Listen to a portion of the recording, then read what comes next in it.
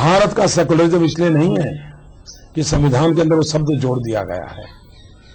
भारत हजारों साल से सर्वपंथ समभाव इस तत्वज्ञान से जुड़ा हुआ है। भारत ही दुनिया में एक देश है जिसकी फिलॉसफी कहती है एकम सत्य विप्राहा बहुधा वदंती। सत्य एक है, जानकार लोग उसको अलग अलग रूप में प्रस्तुत करते हैं। भारत एक देश है जो कहता है सर्वे अपि सुखिनः सन्तु सर्वे सन्तु निरामया सर्वे भद्राणि पश्यन्तु मां कश्चित् दुर्भाग् भवेत्। भारत कभी ये नहीं कहता हिंदू सुखेन सुखी है, ऐसा नहीं कहता है। भारत सबके लिए सोचने वाला देश है और भारत का हजारों साल का इतिहास देखिए। हिंदुस्तान ने कभी तलवार लेकर के कभी दुनिया के विचार पर, संप्रदाय पर, समाज पे हमला नहीं बोला है। विस्तारवाद ये भारत के ब्लड में नहीं है। उस भारत को बिन सांप्रदायिक सिखाने की कोशिश है न हमें करनी चाहिए न किसी और ने करनी चाहिए।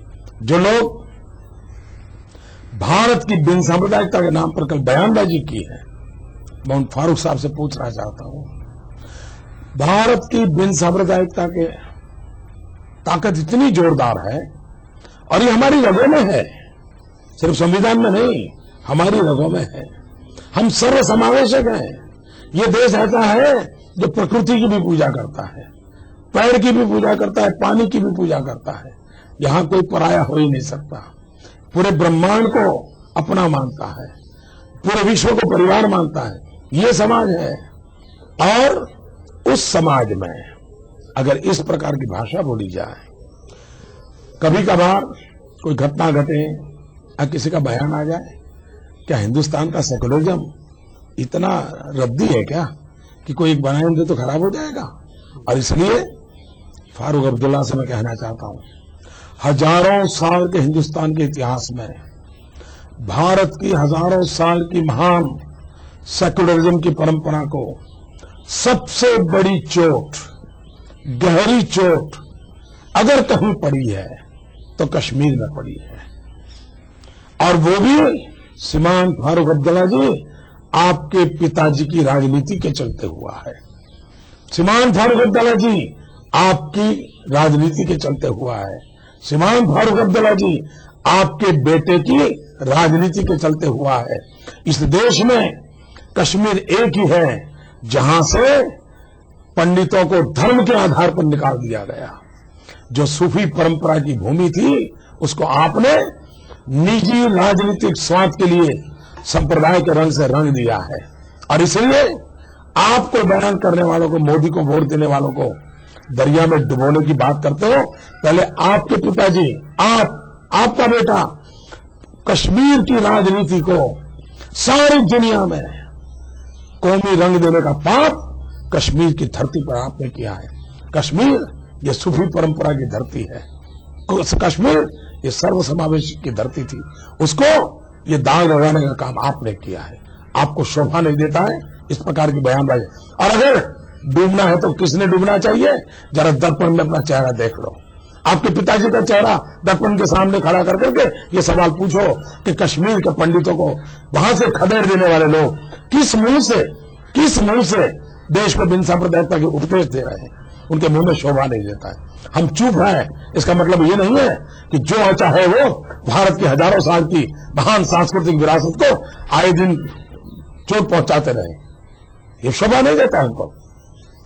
हम आज भी हमारे संस्कारों के कारण, हमारे ब्लड के कारण, राजनीति के कारण नहीं, राष्ट्रभक्ति के कारण कहते हैं भारत सर्वपंथ समभाव का मार्ग ही भारत के लिए श्रेष्ठ मार्ग है। वोट बैंक की राजनीति नहीं, विकास की राजनीति ही भारत के लिए श्रेष्ठ है। यह हमारा कमिटमेंट है, सबका साथ सबका विकास। और हम उसी मंत्र पर चलेंगे। फारूक अब्दुल्ला साहब जैसे कितने ही लोग अनाप शनाप बातें करें, इससे गाड़ी डिरेल होने वाली नहीं है। देश उच्च मूल्यों पर चला है, जय जगत का मंत्र लेकर के चला है, वसुधैव कुटुंबकम का लेकर चला है, कुर्वन्तो विश्व मार्गम का मंत्र लेकर चला है, उससे कभी डिगने वाला नहीं है। तो दिल्ली में अगर आपकी सरकार बनती और आप प्रधानमंत्री बनते हैं तो इन कश्मीरी पंडितों के मसले को आप करेंगे सॉर्ट आउट करने की कोशिश? देश की जिम्मेवारी है, सिर्फ सरकार की नहीं, पूरे देश की जिम्मेवारी है।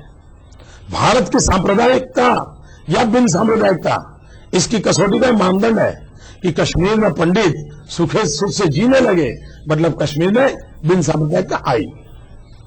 आंध्र और तेलंगाना की बात जब हम ईटीवी दर्शकों के लिए करते हैं तो हम ये देखते हैं कि ये दो प्रदेश एक पुनर्गठित हो चुका है, नया प्रदेश तेलंगाना बन चुका है। आपने सारे देश का भ्रमण किया है, आप तेलंगाना और आंध्रा भी गए हैं, तो क्या आपने कोई अंतर पूरे देश के दूसरे राज्यों में और आंध्रा और तेलंगाना के बीच महसूस किया है in terms of public response, in terms of your announcements और in terms of public expectations? कोई डिफरेंस कोई ऐसा?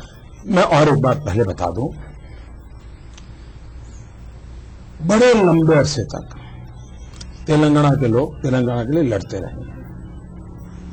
50 साल कांग्रेस की सरकारें वादे देती रही, 1100 से ज्यादा लोगों ने बलिदान दिया, लेकिन कांग्रेस की आंख में से आंसू नहीं निकला। अलग अलग समय अलग अलग लोगों ने आंदोलन को चलाया। भारतीय जनता पार्टी एक पहली पार्टी है जो डे वन से इस विचार में अपनी बात को कंसिस्टेंटली रखती आई है। हम तेलंगाना के पक्ष में रहे, तेलंगाना बने इसके लिए हम आग्रही रहे, लेकिन तेलंगाना की बनने की प्रक्रिया प्रेम की हो, समझौते की हो, सीमांध्र के और तेलंगाना के लोगों को दूरी न हो, ये चिंता होनी चाहिए। मां के दूध में कभी दरार नहीं होनी चाहिए, ये मेरा पहले दिन से मत है। दूसरा, तेलंगाना बने, सीमांध्र बने, रायसीना के लोगों के दुख की चिंता हो, ये सब होना चाहिए, देश का हिस्सा है। लेकिन मां हमारी तेलुगु स्पिरिट है, उस तेलुगु स्पिरिट को मार करके बच्चों को बड़ा नहीं किया जा सकता। मेरी जो पीड़ा रही है, मेरा जो दर्द है, वो ये है कि तेलुगु स्पिरिट को मरने मत देना, और तेलुगु स्पिरिट बना रहे, मां भी रहे और बच्चे भी पालन हो। तेलंगाना भी आगे बढ़े, सीमांध्र भी आगे बढ़े, और रायसीना, क्योंकि मैं जानता हूं रायसीना वो मेरे कच्छ और सौराष्ट्र जैसा है, पानी के बिना बेचारे परेशान है। मेरे दिल में अगर मुझे काम करना है तो मेरा मन करेगा कि भाई तेलंगाना नया बच्चा पैदा हुआ है, सीमांध्र से समस्याएं हैं, इन तीनों को समान रूप से कैसे विकसित करें, इस पर ध्यान केंद्रित करना चाहिए। जहां पर चुनाव अभियान का सवाल है, मैं तेलंगाना के नागरिकों का और सीमांध्र के नागरिकों का अभिनंदन करता हूं। मैंने देखा इतनी गजब पॉलिटिकल मैच्योरिटी है, वरना क्या होता है कि प्रादेशिक भावना में लोग बह जाते हैं। लेकिन मैंने तेलंगाना में भी देखा, सीमांध्र में भी देखा कि उनको मालूम है कि अब तेलंगाना को आगे बढ़ाना है, सीमांध्र को आगे बढ़ाना है, तो किस सरकार के समय हमारा जन्म हुआ इसका महत्व नहीं है। अब कौन डॉक्टर हमें आगे बढ़ाएगा, बचाएगा, हमें खिलाए पिलाएगा, उसकी रुचि उसमें है, ये समझदारी है। और इसके लिए मैं सलाम करता हूं तेलंगाना के लोगों का और सीमांध्र के लोगों का, उनका ध्यान साफ है, अब हमारा भला नई सरकार करेगी। और इसलिए मैं देखता हूं पूरे देश से ज्यादा नई अनुकूल सरकार बनाने का इरादा तेलंगाना में भी ज्यादा है, सीमांध्र में भी ज्यादा है, और इसलिए तेलंगाना और सीमांध्र के लोग दिल्ली में ऐसी सरकार बने जो नए बालक तेलंगाना को, इस शिशु को संभाले। सीमांध्र को लगता है कि तेलंगाना के जाने के कारण जो हमारा लूट गया है, उस स्थिति में हमें कोई संभालने वाला चाहिए। उनको भरोसा है कि एनडीए की नई सरकार ये करेगी। और दूसरा, उनको भी लगता है अगर दिल्ली में जो सरकार आए उसी के अनुकूल अगर राज्य में सरकार आए तो बहुत स्मूथली तेलंगाना का भी भला होगा, सीमांध्र का भी भला होगा। और व्यक्तिगत रूप से मैं मानता हूं कि इन दोनों की चिंता करनी चाहिए, जिम्मेवारी लेनी चाहिए। और मेरा तो, मैं सीमांध्र कहो तेलंगाना, वहां के नौजवानों के प्रति मेरे मन में बड़ा आदर है, बड़े मेहनती है, बड़े टैलेंटेड है, वो देश को बहुत कुछ दे सकते हैं। तो तेलंगाना के लोगों को आपसे जो भारी उम्मीदें हैं, अपेक्षाएं हैं, उम्मीदें हैं, इनको आपका क्या कोई रोड मैप, कोई विजन, कोई प्लान इसके ओवरऑल डेवलपमेंट के लिए? मेरे मन में बहुत चीजें हैं। देखिए, कुल मिलाकर के एक हैदराबाद छोड़ दे तो तेलंगाना को बहुत की आवश्यकता है। वहां के लघु उद्योगों का बहुत बड़ी जाल बिछाई जा सकती है। आज तेलंगाना और सीमांध्र से लाखों से संख्या में नौजवान गल्फ कंट्रीज में जाते हैं, मजदूरी करते हैं, वहां उनका एक्सप्लॉयटेशन होता है। एक्सटर्नल अफेयर्स मिनिस्ट्री उनकी चिट्ठी भी नहीं पढ़ती है। इनके दुखों को कौन दूर करेगा? हमको करना पड़ेगा। स्किल डेवलपमेंट देना चाहिए। सीमांध्र में जैसे गुजरात में हमने कोस्टल डेवलपमेंट किया, सीमांध्र में बहुत बड़ा कोस्टल डेवलपमेंट हो सकता है और सीमांध्र भारत की समृद्धि का प्रवेश द्वार बन सकता है। इस पर हम ध्यान दे सकते हैं। और तेलंगाना के अंदर अब देखिए, आईटी का क्षेत्र हैदराबाद सीमित हो गया, उसको हम पूरे तेलंगाना और सीमांध्र में क्यों न डेवलप करें? तो हम आईटी रिवॉल्यूशन में, क्योंकि वहां एक टैलेंट पड़ी है, बेस पड़ा है, उसका एक्सपांशन कर सकते हैं। टूरिज्म के लिए कितनी संभावनाएं पड़ी है, उस टूरिज्म को बल दे सकते हैं। यहाँ ट्राइबल बस्ती बहुत है, बंजारा लोग हैं मेरे भाई, क्योंकि वो मेरे गुजरात से गए हैं। उन बंजारा परिवारों का अभी तक किसी ने ख्याल नहीं किया है, बहुत बड़ी मात्रा में है और ओरिजिनल वो गुजरात के लोग हैं। और मैं बहुत सालों से उनसे परिचय में हूं, बंजारा नेताओं से भी मेरा बड़ा अच्छा संपर्क है और मैंने देखा है थोड़ी सी मदद मिल जाए ना, इतने मेहनती लोग हैं, बहुत कुछ कर सकते हैं। एग्रीकल्चर सेक्टर है। देखिए, वहां सबसे बड़ी समस्या है पानी की। अटल बिहारी वाजपेयी का जो सपना है नदियों को जोड़ना, वो हम पूरा करना चाहते हैं। दूसरा, जैसे अटल जी ने एक बहुत बड़ा योगदान दिया एनडीए गवर्नमेंट में, प्रधानमंत्री ग्राम सड़क योजना, हमने हमारे चुनावी घोषणा पत्र में कहा है प्रधानमंत्री कृषि सिंचाई योजना, इरिगेशन इंफ्रास्ट्रक्चर, ये अगर हमने कर दिया, एग्रीकल्चर वैल्यूएशन में गया। आज देखिए, आंध्र में इन 10 सालों में दिल्ली में भी सरकार उनकी, राज्य में भी सरकार उनकी, लेकिन सबसे ज्यादा आत्महत्या आंध्र में किसानों ने की। आंध्र का किसान भी कॉटन ग्रोवर है, तेलंगाना का किसान भी कॉटन ग्रोवर है, गुजरात का किसान कॉटन ग्रोवर है। हम इस कॉटन पे वैल्यूएशन पे काम करें।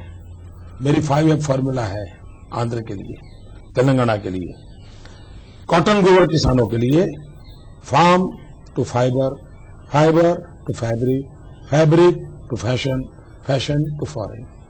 जहां कपास है वहीं धागा बने, जहां धागा है वहीं कपड़ा बने, जहां कपड़ा है वहीं रेडीमेड गारमेंट बने, जहां रेडीमेड गारमेंट बने वहीं सीमांध्र के समुद्र तट से सारी दुनिया में माल पहुंच जाए। आप मुझे बताइए कितने नौजवानों को रोजगार मिलेगा, किसान को अपने कितने पैसे मिलेंगे कॉटन के।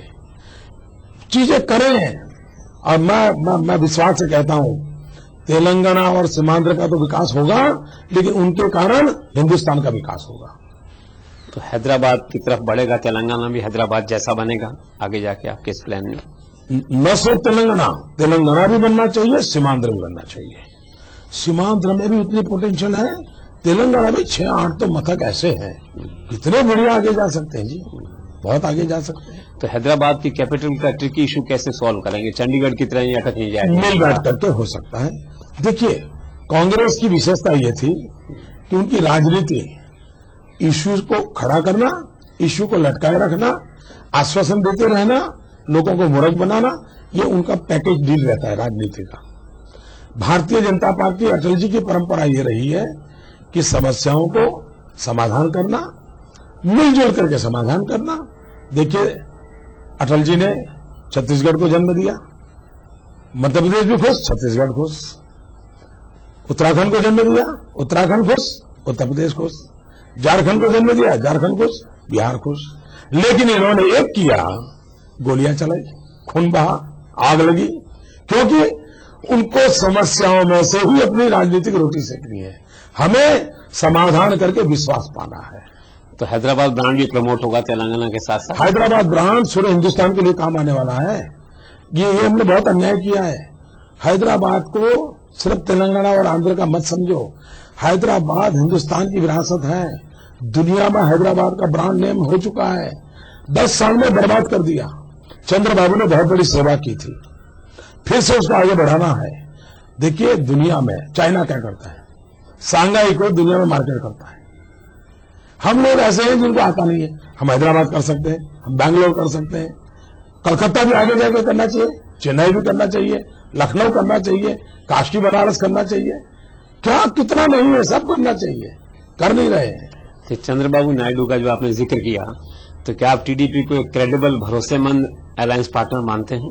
हमारे सारे सहयोगी रहे, एनडीए का हमारा अनुभव है, बहुत ही भरोसेमंद रहे हैं। अटल जी को कभी ये नहीं कहना पड़ा कि साथी दलों के दबाव में मुझे करना पड़ता है, कभी नहीं कहना पड़ा।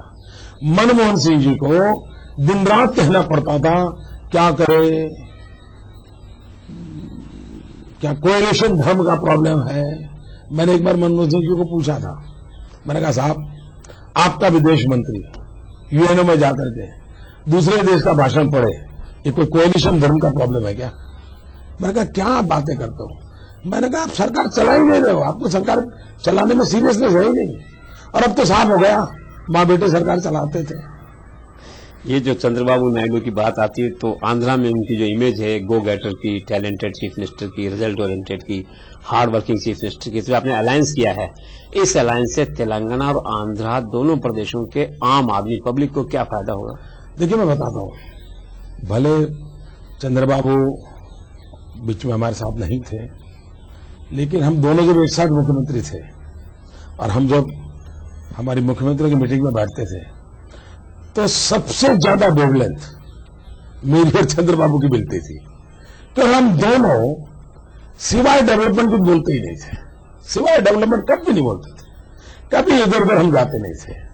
और इसलिए हमारी जोड़ी सबसे ज्यादा जमेगी, नेचुरल अलायंस एक जोड़ी जमेगी। एक आंध्रा की जो बात करते हैं, तो जगन फैक्टर को कैसे हैंडल करेंगे आप? आपका मेन मुकाबला जगन की पार्टी से है वहां। मुझे नहीं लगता है, मैदान में नहीं है। मैदान में नहीं। देखिए सीमांध्र और तेलंगाना, यहाँ के मतदारों को आप कम मत आंकिए, ऐसे समझदार मतदाता आपको रेयरली मिले। देखिए हिंदुस्तान के कई राजनेताओं का अपमान हुआ है कांग्रेस के द्वारा, इस परिवार के द्वारा। कई स्टेट ऐसे हैं कि जहां के राजनेताओं को इस परिवार के छोटे छोटे बच्चों ने ऐसा अपमान किया, प्रिंस से भी खराब। TNJ लेकिन जब आंध्र में हुआ, आंध्र खड़ा हो गया था। ये जो आंध्र का स्पिरिट है ना, वही स्पिरिट देश की ताकत बन सकता है। कांग्रेस ने उसी स्पिरिट को कुचलने की कोशिश करी, हम उसी स्पिरिट को अपनाने की कोशिश करेंगे। और इसके लिए वहां का जो यूथ का स्पिरिट है, उसके अंदर जो भाव है, और मैं मानता हूं देश के लिए इतनी भावुकता जो आपको आंध्र और तेलंगाना में मिलेगी, कई और जगह पर नहीं मिलेगी। कि जगन के खिलाफ जो केसेस चल रहे हैं, तो क्या इनके निपटारे के लिए या करप्शन को निपटाने के लिए कोई फास्ट ट्रैक कोर्ट्स वगैरह बनाएंगे आप? ये राजनीतिक दलों का काम नहीं है और नहीं पॉलिटिकल स्टेटमेंट बाजी करनी चाहिए। कानून का काम करे। लेकिन एक बात मैंने साफ कही है, तो दोबारा मैं कहना चाहूंगा, हमारा मत है कि हिंदुस्तान में राजनीतिक अपराधीकरण इस चर्चा का विषय भी है, चिंता का विषय है।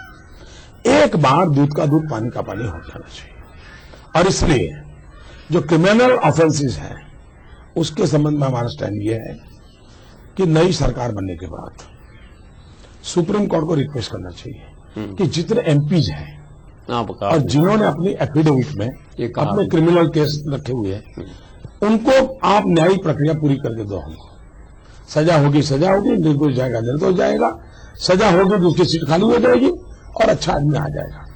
एक बार भारत की संसद में आया हुआ एक भी व्यक्ति जिस पर इस प्रकार की कोई चीज लगी हुई नहीं है, तो धीरे धीरे परकुलेट हो जाएगी और ये काम हो सकता है। जहां तक केसेस चलते हैं, जैसे आज देखिए मुझ पर पिछले 12 साल में ढेर सारे केसेस चलाए उन्होंने, तो राजनीतिक विंडिक्टिव था नेचर, इससे देश का भला नहीं होता है। लॉ एंड ऑर्डर अपना काम करें। आपके जो केसेस की बात आपने की और आंध्रा में की, तो आंध्रा में ब्रॉडली करप्शन केसेस हैं, तो करप्शन तो एक मुद्दा है ही आपकी पार्टी का, आंध्र में भी रहेगा करप्शन रिमूवल, करप्शन हर बोलने में तो सबका है, हम करना चाहते हैं, बोलते तो सब है। एक बात और मेरे समझ में नहीं आई कि तेलंगाना के निर्माण में, सेपरेट स्टेट बनाने में आपका जबरदस्त रोल रहा, पूरा सपोर्ट आपकी पार्टी ने किया, लेकिन तेलंगाना की जो टॉप लीडरशिप है वो बीजेपी के साथ कंफर्टेबल फील नहीं करती है। कंट्राडिक्शन कैसे है? ऐसा जरा भी नहीं है। भारतीय जनता पार्टी का कमिटमेंट रहा है। मैंने शुरू में ही आपको जवाब दिया है इसका। भारतीय जनता पार्टी ने कभी दोगली बात नहीं की, साफ साफ बोला है। हमारा झगड़ा तरीके से है। मां को मार करके बेटे को जन्म देने से फायदा नहीं हुआ है, हमारा मत है। जिम्मेवारी राजनेताओं की रहती है कि मां भी जिंदा रहे, बच्चा भी जिंदा रहे। अब हमारे जिम्मे आने वाला है, हम मां को भी बनाएंगे, बचाएंगे, बेटे को भी बनाएंगे, बचाएंगे। ये हमारा रहेगा। ये कहा गया कि तेलंगाना के मुद्दे पे पार्टी में कुछ मतभेद था, पार्लियामेंट्री बोर्ड में या आरएसएस के साथ, तो आपने सॉर्ट आउट किया, आपने पहल करी। पहली बात है, ये सारी कपूरबाजी चल रही है। हम लोगों का ओपन स्टैंड रहा है। ये सारी मीडिया में लोग इधर उधर की चलाते रहते हैं, सब बेकार बातें हैं। एक हैदराबाद में नया चमत्कार आपने किया, भारतीय लोकतंत्र के इतिहास में पहली बार की पब्लिक मीटिंग में 5 रुपए का एंट्री फीस देके व्यक्ति आएगा और 1.5 लाख लोग पहुंचे सबसे पहले वहां। ये क्या मिरेकल है आपका? देखिए, हिंदुस्तान में जो माना गया था कि राजनेताओं की कोई आबरू नहीं है, लोग राजनेताओं को नफरत करते हैं। हैदराबाद की उस घटना ने देश को सिद्ध कर दिया कि देश की जनता अच्छा क्या है, बुरा क्या है, उसका भेद जानती है। अच्छा है, उसके साथ चलने को तैयार है। मैं भी तेलंगाना गया था, क्या मुझे प्यार दिया है तेलंगाना ने, क्या प्यार दिया है जी।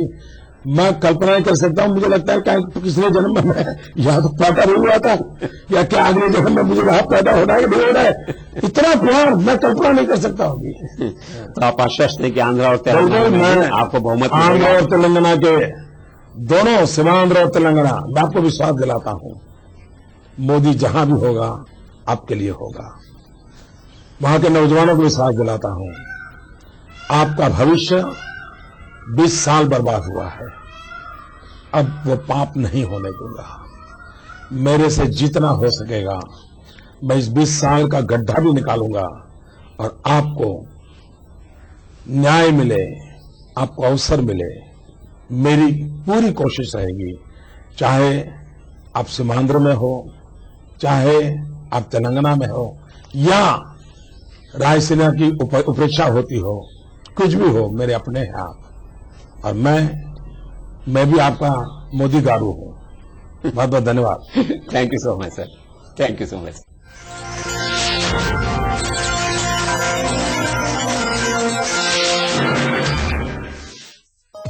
इस प्रोग्राम को पेश करने में ताउन किया वांगड़ सीमेंट, सस्ता नहीं, सबसे अच्छा।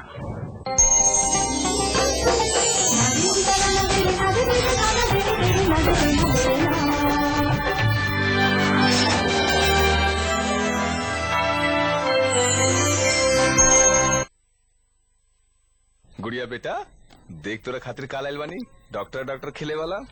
हमार सपना एकरा डॉक्टर खिलावे के नहीं खे, एक दिन साचो के डॉक्टर बनावे के हा और सपना के सच करे के बा, काहे की अच्छे दिन आवे वाला हा। ठीक कहलू, मोदी जी के जितावे के, भाजपा के बहुमत दिलावे के, तब भी अच्छा दिन आई। कमल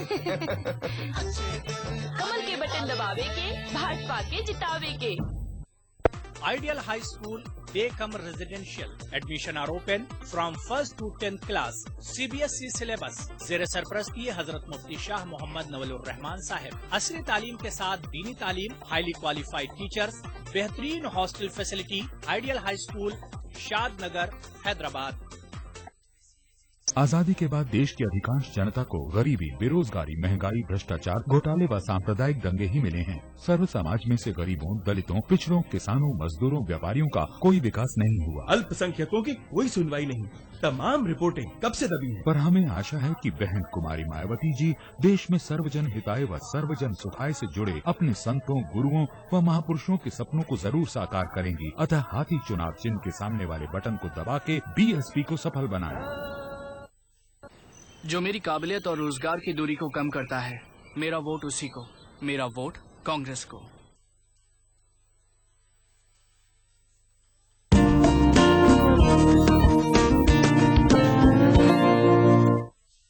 एक खिलाड़ी अकेला पूरे मैच को नहीं जिता सकता, इसलिए हमारा वोट उसी को जाएगा जो अकेले नहीं पूरे टीम के साथ खड़ा हो। हमारा वोट कांग्रेस को।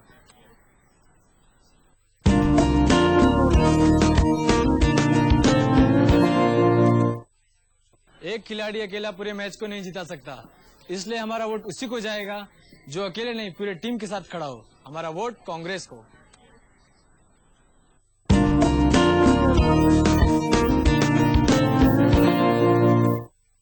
साडा वोट तो उसी को जाएगा जिसने आज तक कभी किसी किसान के साथ नाइंसाफी नहीं होने दी। मेरा वोट कांग्रेस को।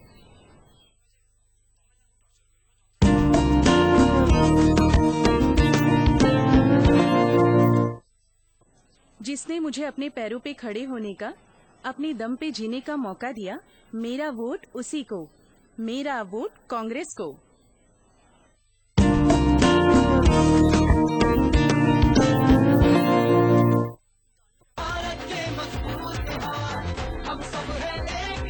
युवा है भारत के मजबूत हाथ। हर साल 2 करोड़ युवाओं को मिलेगी ट्रेनिंग और रोजगार के अवसर और हर जरूरतमंद युवा को स्कॉलरशिप। कांग्रेस की टीम है आपके साथ। हर हाथ शक्ति, हर हाथ तरक्की।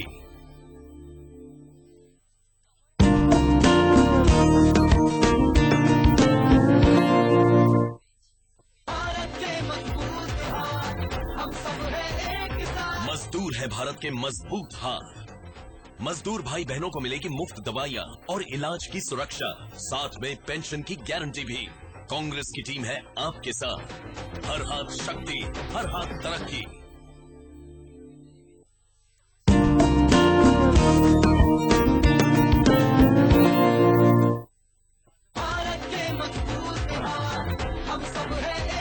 महिलाएं हैं भारत के मजबूत हाथ। महिलाओं को मिलेगा जीविका के लिए 1 लाख रुपए तक का आसान लोन और उनकी सुरक्षा के लिए पुलिस फोर्स में होंगी 25% महिलाएं। कांग्रेस की टीम है आपके साथ। हर हाथ शक्ति, हर हाथ तरक्की।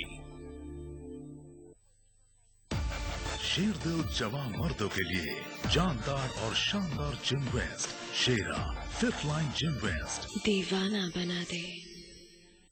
इंटर पास छात्राएं कन्या विद्याधन योजना की मदद से आगे बढ़ रही हैं। हाई स्कूल पास युवा नौकरी मिलने तक बेरोजगारी भत्ता की मदद ले रहे हैं। इंटर पास छात्रों को मुफ्त लैपटॉप बांटे गए। समाजवादी पार्टी।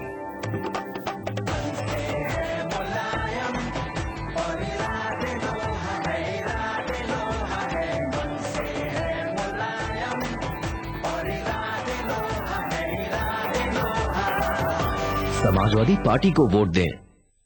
जोड़ों का दर्द और मांसपेशियों में कमजोरी, ये सब है तो नूरानी तेल भी तो है। ढक्कन पर नैनी का मशहूर और इक्को ट्रेडमार्क देखकर ही खरीदें। वाह से वाह, क्या बात है।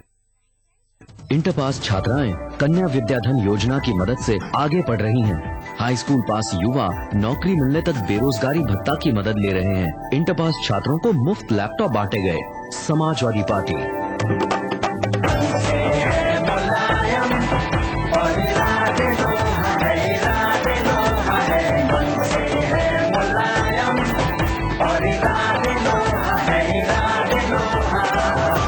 समाजवादी पार्टी को वोट दें।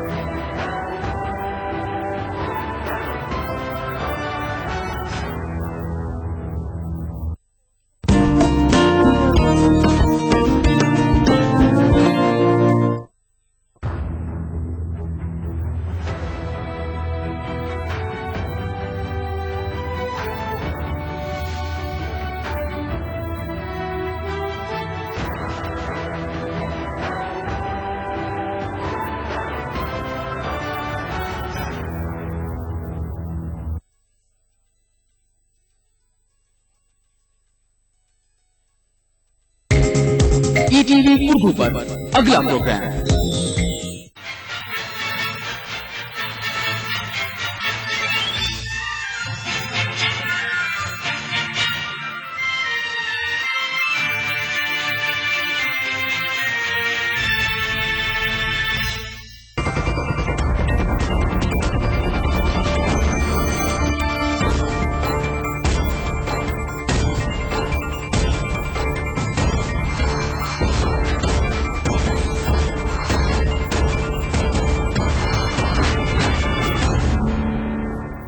नमस्कार, मैं हूं हरिशंकर व्यास।